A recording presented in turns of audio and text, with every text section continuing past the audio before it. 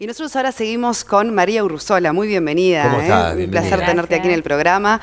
Ahora presentando tu última, podemos decir novela, porque si bien tiene elementos de ficción, alguna cosa también de quizás de tu vida también están presentes, ¿no? Bueno, acá tenemos el libro, a ver si lo quieren tomar.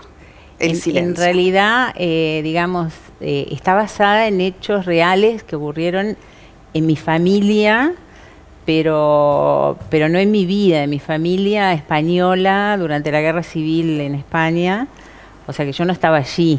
Entonces, de alguna manera, si bien está basada en hechos reales, son ficción, son hechos que yo tuve que reconstruir, y reconstruir significa, de alguna manera, imaginarme qué sentían, qué pensaban. Es como reconstruir una cosa de la que yo recibí fragmentos, retazos, como suele suceder en las familias, ¿no? Donde los silencios ocultan muchísimas cosas que pasaron en generaciones anteriores y a veces nosotros nos transmiten pedacitos. Socorro, Charo y Lola, tres mujeres de tres generaciones distintas, que les toca atravesar situaciones similares, no iguales, ¿no? Similares, y en algunos casos hasta compartir esas situaciones. Hay viajes de España aquí a Uruguay, de Uruguay a París, de París a Uruguay nuevamente, por razones diferentes. Claro, son ellas yo digo que son como los efectos colaterales de la gran historia con H mayúscula, si se puede decir, que le sucede a las sociedades. Es decir, en España hubo una guerra civil de la que Socorro no fue protagonista porque era apenas un adolescente, pero sufrió los efectos colaterales de esa situación, porque bueno, Franco firmó un decreto en el año 40, por el cual, apenas terminada la guerra, por el cual permitía que el Estado le sacase los hijos a las presas republicanas y a las madres solteras, ¿no?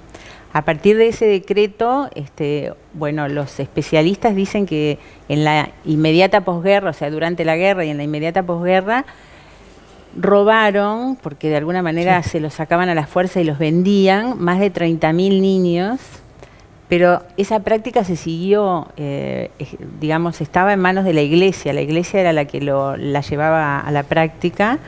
Y esa práctica se siguió realizando incluso hasta los años 90, no se sabe muy bien, pero los especialistas hablan de que puede haber 300.000 niños, se llaman los niños robados del franquismo. Entonces, bueno, a Socorro, que era una adolescente, le pasa esto. A partir de ahí ella, digamos, de alguna manera su historia es excepcional porque ella logra recuperar su hijo, que la mayoría de las mujeres no lo logran. La mayoría de las mujeres de su generación y de Pamplona no lo lograron.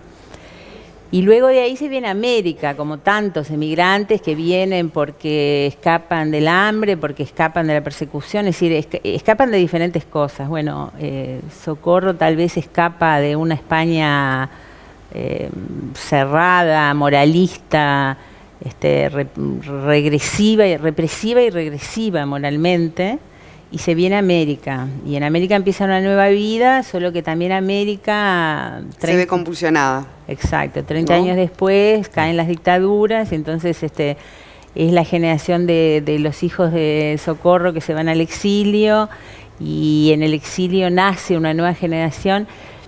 Es sorprendente cómo diferente gente que ha leído la novela, incluso críticos, toman como diferentes aspectos. Hay gente a la que le ha llegado el hecho de que yo hable de la generación de los niños que nacieron en el exilio, que ya no son niños, hoy son adultos de entre 30 y 40 años, que les tocó vivir una cosa que ellos no buscaron, ni buscaron nacer en el exilio, son por definición de doble cultura, eso les genera un problema de identidad porque en realidad no saben de dónde son, tienen como una especie de lealtad o deber de lealtad con el Uruguay, pero tampoco el Uruguay es su país, más bien es el país de sus padres o de su familia o de uno de sus padres, porque muchos de ellos son productos de parejas mixtas.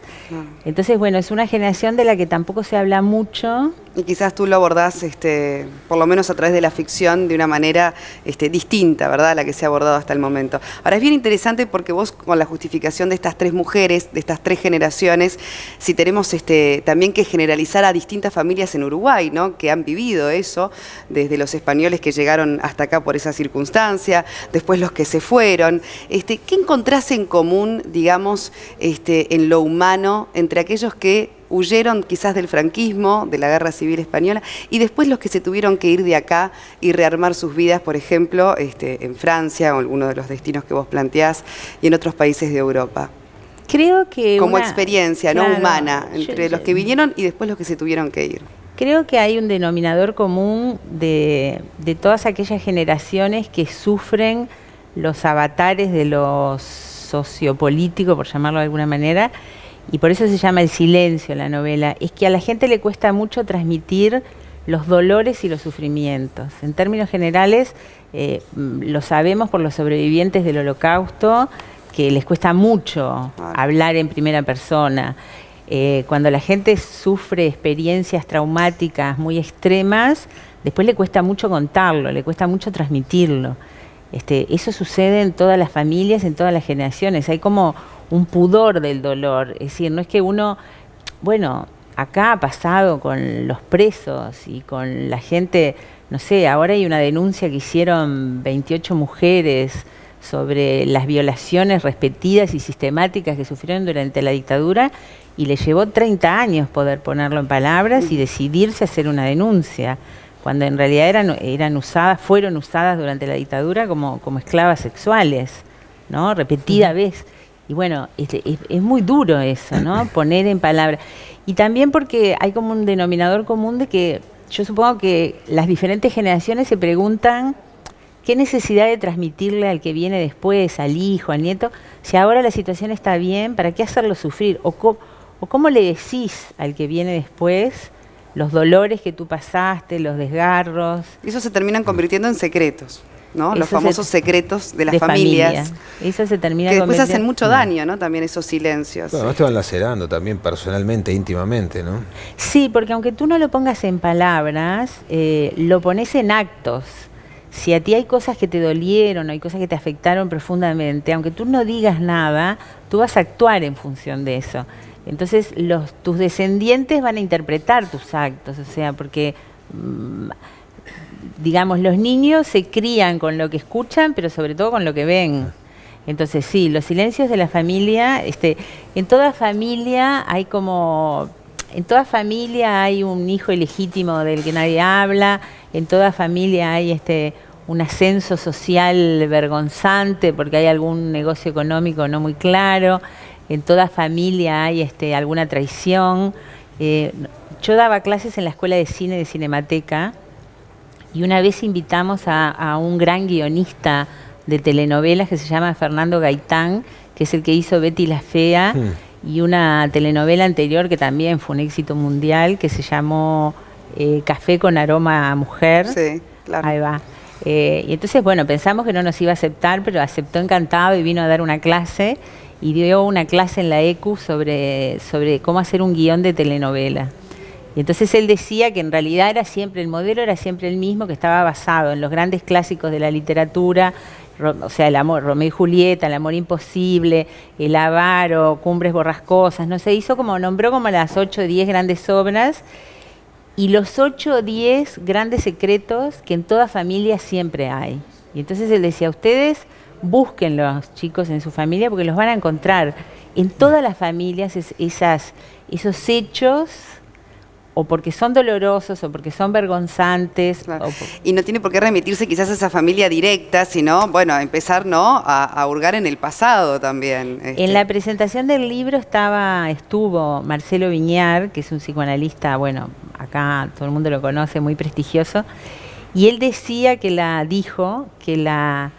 conformación psicológica de cada uno de nosotros está determinada por 5 generaciones. O sea que nosotros somos de alguna manera producto de 5 generaciones. Las 2 que nos preceden, nuestros padres y nuestros abuelos, y las 2 que nos siguen, nuestros hijos y nuestros nietos.